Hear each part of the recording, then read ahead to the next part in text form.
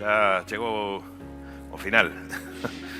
Cristina, estamos moi lonxe, pero bueno, que para non ter mascariña temos que manter estas distancias necesarias. Bueno, chegou un momento que nos gusta sempre ter ese momento de reflexión e, que non pasen as cousas e nos pasen por riba sin darlle polo menos un primeiro apunte, tomar algunhas notas de cosas que nos chamaron a atención e que creemos que poden ser interesantes para, que nos dan que pensar e que creemos que vos poden tamén dar de pensar a todos e todas vos nas vosas casas e nos vosos centros de aquí en adiante.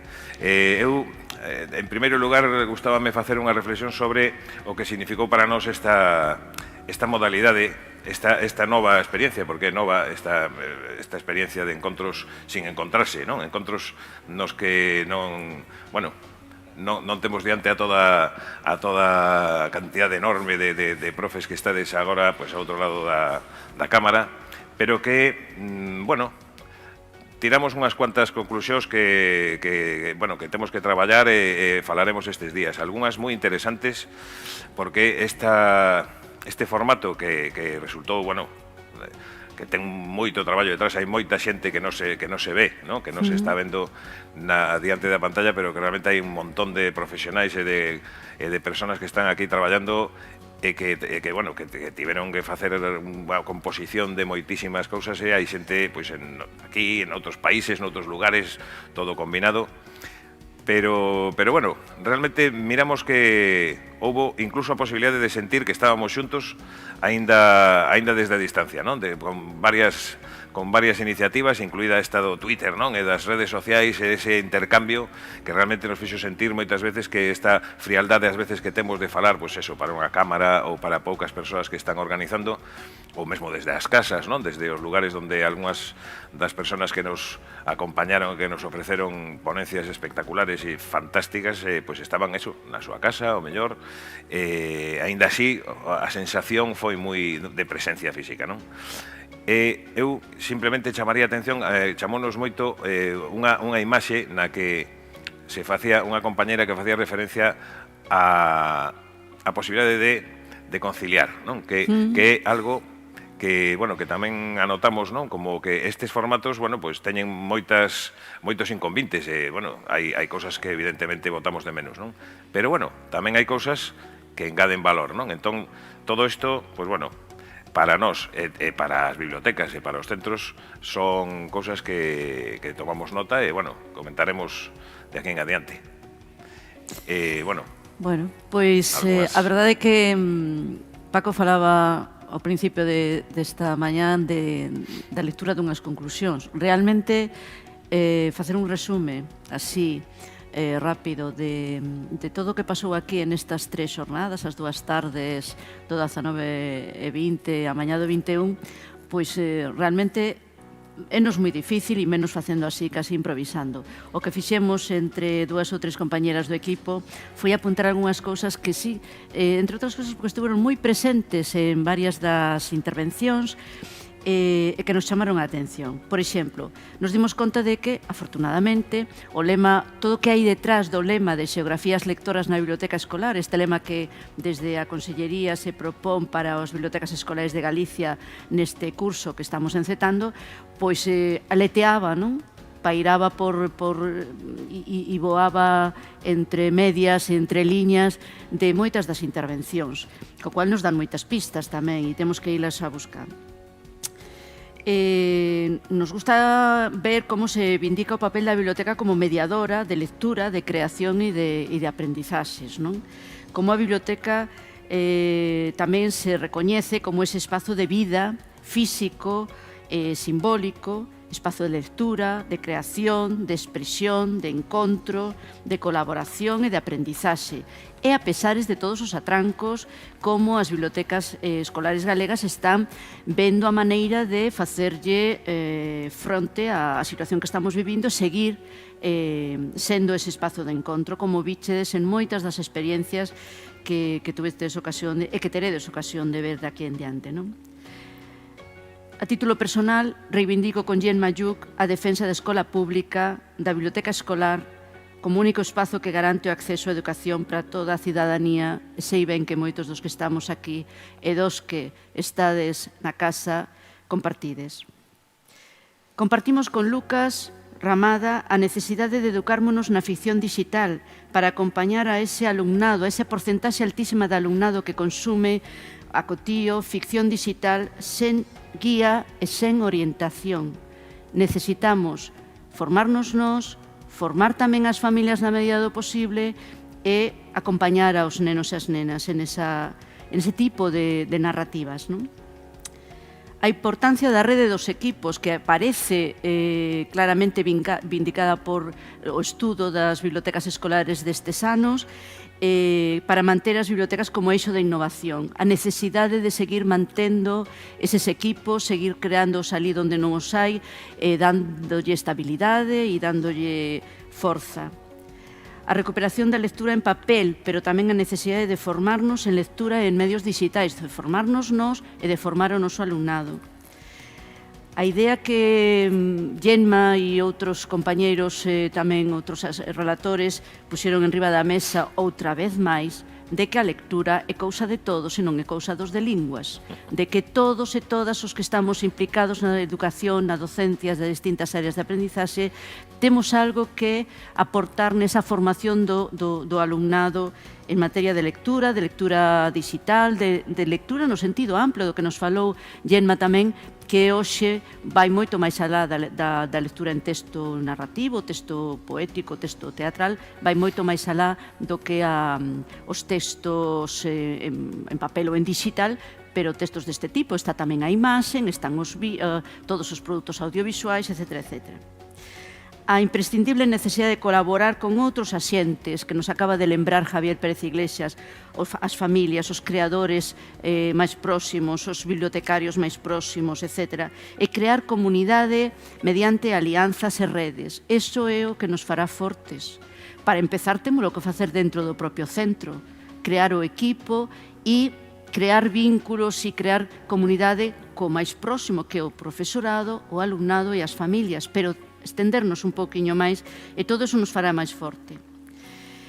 Lembramos tamén estas palabras de Michel Petit, que tamén nos lembrou Javier, de o innecesario que é separar o útil do agradable, do gozoso.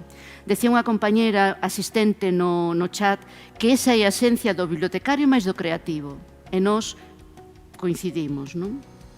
Pero é que ademais fíxonos lembrar unha frase que limos hai varios anos xa nunha memoria dunha compañera dun centro, duns compañeros dun centro Plan B, que dicía: somos felices porque a nosa biblioteca convertiuse no espazo de desexo do centro.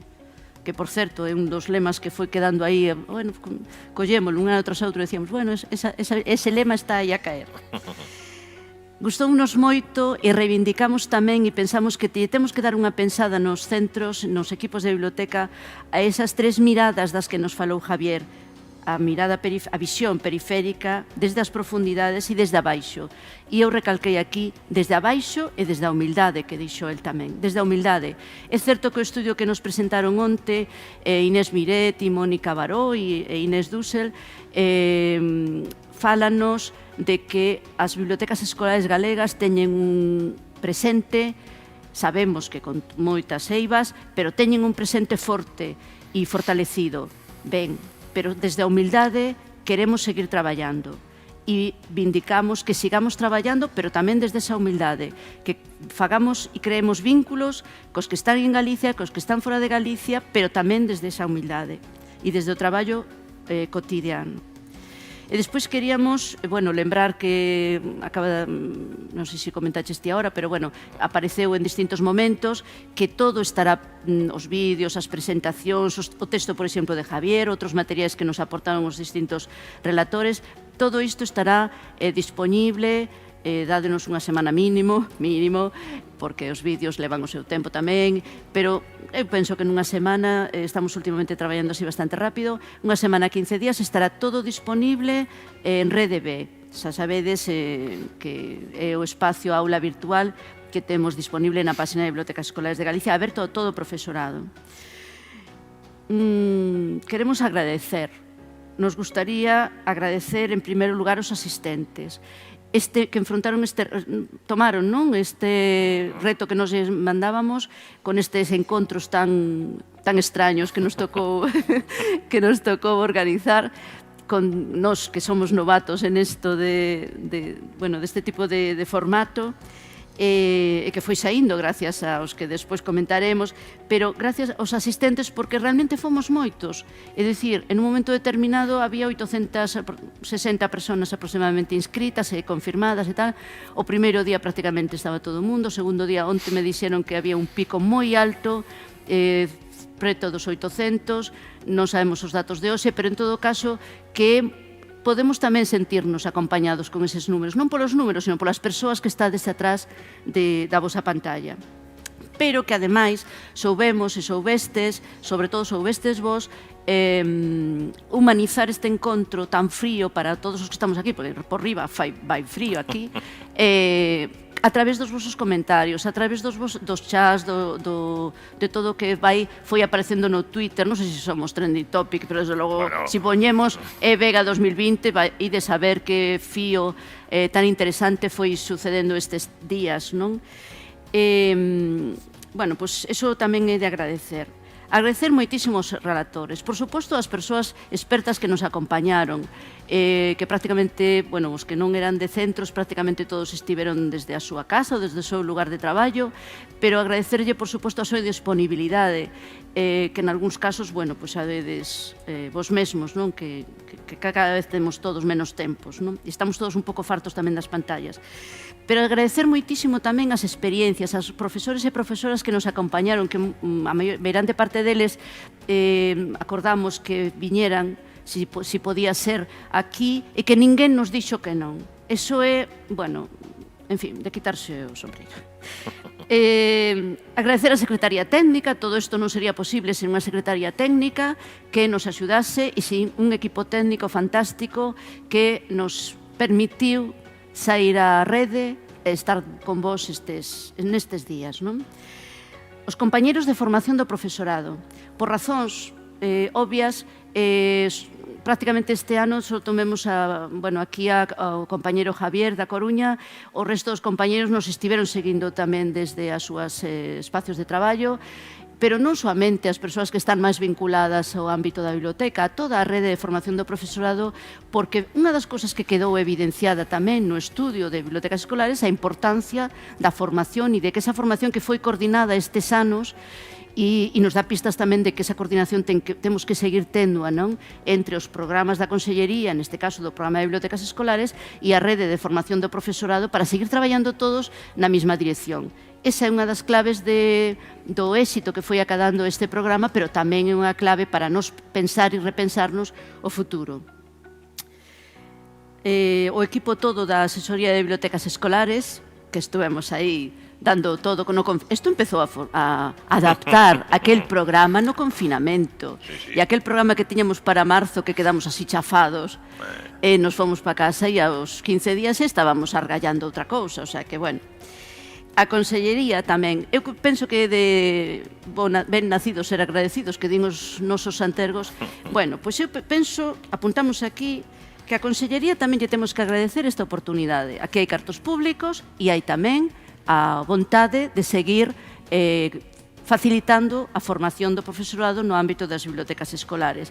E nos dá a oportunidade de seguir vinculados e seguir sabérmonos como grupo, como colectivo vinculado á biblioteca.